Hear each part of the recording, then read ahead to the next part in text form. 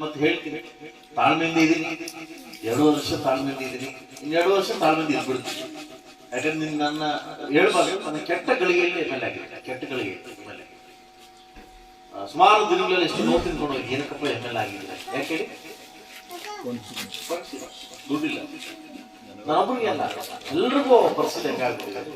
ಅದರಿಂದ 2 ವರ್ಷ ಬಂದೇ ಬರ್ತಾರೆ. NDA ಸರ್ಕಾರದಲ್ಲಿ 150-145 ಸೀಟ್ ನಾವು ಹೊಡಿತೀವಿ. ಖಂಡಿತವಾಗ್ಲೂ ಒಳ್ಳೇದಾಗುತ್ತೆ. ಆಗ ಏನೀಗ ತಾಳ್ಮೆ ಇರ್ತದೆ, ಖಂಡಿತ ಒಳ್ಳೆ ದಿವಸ ಬರುತ್ತೆ. ಒಳ್ಳೆ ದಿವಸಕ್ಕೋಸ್ಕರ ಕಾಯೋಣ. ಆರ್ಭಟ ಮಾಡೋದು ಬೇಡ, ಒಳ್ಳೆ ದಿವಸದ ಕಾಯೋಣ ಅಂತ ಹೇಳ್ತಾರೆ. ತಕ್ನಿಗುಂಡಿಯ ನಮ್ಮೂರಿನ ಎಲ್ಲ ಗ್ರಾಮಸ್ಥರೇ ಹಾಗೂ ಎಲ್ಲ ಹಿರಿಕರು, ರಾಮಣ್ಣ, ಮಂಜಣ್ಣ, ಸೀನಣ್ಣು, ನಮ್ಮ ತಿಪ್ಪಣ್ಣು, ಎಲ್ಲ ನನ್ನ ಗ್ರಾಮಸ್ಥರು, ನಮ್ಮ ಪ್ರಸನ್ನಣ್ಣ, ನಮ್ಮ ಅಶ್ವತ್ತು, ಊರಿನ ಎಲ್ಲ ಗ್ರಾಮಸ್ಥರು ಕೂಡ ಇವತ್ತಾದ್ರೂ ಆ ಗಂಗಮ್ಮ ತಾಯಿ ನನ್ನ ಊರಿಗೆ ಕರ್ಸ್ಕೊಂಡಿದ್ದಾಳೆ.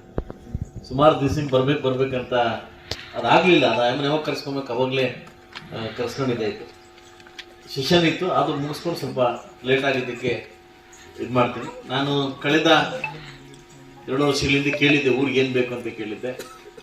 ದೇವಸ್ಥಾನ ವಿಚಾರದಲ್ಲಿ ಹೆಲ್ಪ್ ಮಾಡಬೇಕಂತ ಕೂಡ ಕೇಳಿದ್ರಿ, ಐಮಾಸ್ ಬೇಕಂತ ಕೇಳಿದ್ರಿ, ರೋಡ್ ಬೇಕಂತ ಕೇಳಿದ್ರಿ. ಎಲ್ಲವನ್ನೂ ಕ್ರಮೇಣವಾಗಿ ವ್ಯವಸ್ಥೆ ಮಾಡ್ಕೊಂಡು ಬರ್ತಾ ಇದ್ದೀನಿ. ಸೊ ಹಾಗೆ ಏನೇ ಇದ್ರೂ ಕೂಡ ಊರ್ ಮನುಷ್ಯನ ಕಿತ್ತಾಡೋ ಹಕ್ಕು ನಿಮ್ಗೆ ಇರ್ತದೆ. ಯಾಕಂದ್ರೆ ನಾನು ಊರ್ ಮನುಷ್ಯ. ಈಗ ನನಗೂ ಕೂಡ ವಿಧಾನಸೌಧದಲ್ಲಿ ತಕ್ನಗುಟ್ಟ ಮಂಜು ಅಂತ ಕರೀರು ಅದಲ್ಲ. ಸೊ ನಾನು ನಿಮ್ಮೂರಿಗೆ ಅಡಾಪ್ಟ್ ಆಗಿ ಆಲ್ಮೋಸ್ಟ್ 9 ವರ್ಷ ಆಯಿತು. ಸೊ ಅದರಿಂದ ನಾನು ಊರ್ ಮನುಷ್ಯ. ನನ್ನ ಬೆಳವಣಿಗೆಯಲ್ಲೂ ಕೂಡ ನಿಮ್ಮ ಪಾತ್ರ ಇದೆ, ನನ್ನ ನೋವಲ್ಲಿ ಕೂಡ ನಿಮ್ಮ ಪಾತ್ರ ಇದೆ. ಯಾಕೆ ಹೇಳಿ? ಊರ್ ಮನುಷ್ಯ ಆದ್ಮೇಲೆ. ಸೊ ಅದರಿಂದ ಏನು ಕಳೆದ ದೇವಸ್ಥಾನಕ್ಕೆ ಅಂತ ನಾನು ಇದು ಮಾಡಿದಾಗ ಅಶ್ವತ್ಥರ್ಗೆ ಕೇಳಿದೆ, ದೇವಸ್ಥಾನ ನಾನು ಏನು ಮಾಡ್ಕೊಡ್ಬೇಕು ಅಂತ ಕೇಳಿದಾಗ ಸ್ವಲ್ಪ ಎಲ್ಲ ಪೆಂಡಿಂಗ್ ಇದೆ ಒರೆಸುವಂಥದ್ದು. ಅದರಿಂದ ನನ್ನ ಕಡೆಯಿಂದ ದೇವಸ್ಥಾನಕ್ಕೆ ಏನು ನೀವು ವರ್ಕ್ ಮಾಡ್ಕೊಳ್ಳಿಕ್ಕೆ 2 ಲಕ್ಷ ರೂಪಾಯಿ ಅಮೌಂಟ್ನ ನಾನು ಕೊಟ್ಟೋಗ್ತೀನಿ. ಹುಡುಗರು ಸಹ ನೀವು ವಾರಕ್ಕೊಂದ್ಸಲ 15 ದಿವಸಕ್ಕೊಂದ್ಸಲ ಇದ್ದಾಗ ಬಂದು ಮೀಟ್ ಮಾಡ್ತಾ ಇದ್ರೆ ನಿಮ್ಗೆ ಏನ್ ಬೇಕು ಅಂತ ನನಗೂ ಗೊತ್ತಾಗ್ತದೆ. ಕೆಲಸ ಕಾರ್ಯ ಕೊಡಿಸೋದಿರ್ಬೋದು, ಯಾಕಂದ್ರೆ ನಿಮ್ಗೆ ಹಕ್ಕಿದೆ. ಎಲ್ರಿಗಿಂತ ಮುಂಚೆ ಮಾತಾಡ್ಸಕ್ಕಿದೆ. ಯಾರು ಬರ್ತಾರೆ ಹುಡುಗರು, ನಂಗೂ ಅರ್ಥ ಆಗ್ತಾ ಇಲ್ಲ. ಸೊ ಅದರಿಂದ ದಯವಿಟ್ಟು ಅದನ್ನು ಮುಂದುವರಿಸ್ಕೊಳ್ಳಿ. ಇನ್ನೂ ಕಳೆದ 2 ವರ್ಷಗಳಲ್ಲಿ ಸ್ವಲ್ಪ ಪ್ರಯತ್ನವನ್ನ ಮಾಡಿ ಈ ಊರಿನ ಒಂದು ಮಾರ್ಪಾಟ್ನ ಚೇಂಜ್ ಮಾಡೋಣ. ಯಾಕಂದ್ರೆ ಇದು ನಮ್ಮ ಸ್ವಂತ ಊರು. ಅಂದ್ರೆ ಎಲ್ಲ ಮುಳಬಾಗಿಲು ತಾಲೂಕೆಲ್ಲ ನನ್ನೂರೇ. ಅದು ವಿಶೇಷವಾಗಿ ಮಾದರಿ ಗ್ರಾಮ ಅಲ್ಲ. ಡೈರಿ ಹಾಲು ಹಾಕಿದ್ರೆ ನಾನೇ ಡೈರಿ ಮಾಡಿಸ್ತೀನಿ. ಬೇಕಾದ್ರೆ ನಾನು ಹಾಕ್ತೀನಿ ಹಾಲು. ಅಲ್ಲ, ಡೈರಿ ನೀವು ಮಾಡ್ಸಂಗಿದ್ರೆ ಇಮ್ಮಿಡಿಯೇಟ್ ಮಾಡಿಸ್ತೀನಿ ಡೈರಿ. ಯಾಕಂದ್ರೆ ನಾನು ಇದು ವರ್ಗಾವಣೆ ಆಗ್ತೀನಿ ಹಾಲು. ಡೈರಿ ಇಮ್ಮಿಡಿಯೇಟ್ ನಾಳೆ ನನಗೆ ಕೊಡ್ರಿ, ನಾನು ಸೈನ್ ಮಾಡ್ಕೊಡ್ತೀನಿ, ಡೈರಿ ಮಾಡಿಸ್ಕೊಡ್ತೀನಿ ಇಲ್ಲಿ. ಅಲ್ಲ, ಡೈರಿಯಿಂದ ತುಂಬಾ ಅನುಕೂಲ ಇದಾವೆ. ಆಯ್ತಲ್ವಾ? ನಂದು ವರ್ಗಾವಣೆ ಹಾಳಾಗ್ತಾ ಇದ್ರೆ ಯಾವಾಗ ಡೈಲಿ. ಇವಾಗ ಬೇಕಾದ್ರೆ ನಾನು ಇಲ್ಲ ಹಾಕ್ತೀನಿ ಹಾಲು. ತೋಟದ 4 ಹಸು ಇದೆ, ಇಲ್ಲ ಹಾಕ್ತೀನಿ ನಾನು ಹಾಲು. ಅದರಿಂದ ಡೈರಿ ಸ್ಟಾರ್ಟ್ ಮಾಡ್ಕೊಳ್ಳೋಣ. ನೀವು ಡೈರಿ ಸ್ಟಾರ್ಟ್ ಮಾಡೋಣ.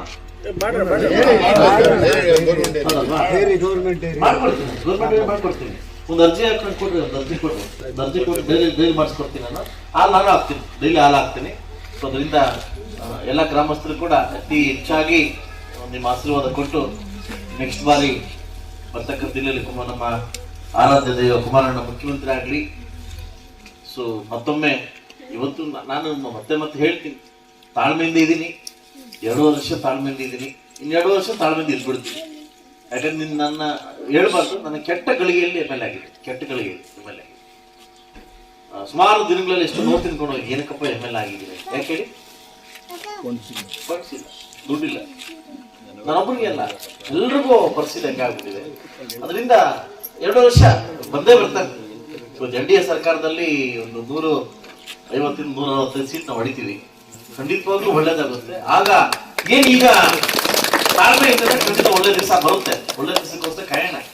ಆರ್ಭಟ ಮಾಡೋದು ಬೇಡ, ಒಳ್ಳೆ ದಿವಸದ ಕಾಯೋಣ ಅಂತ ಹೇಳ್ತಾ ಗಂಗಮ್ಮ ತಾಯಿನ ಬೇಡ್ಕೊಂಡಿದ್ದೀನಿ. ತಾಯಿ, ಊರನ್ನ ಕಾಪಾಡಮ್ಮ.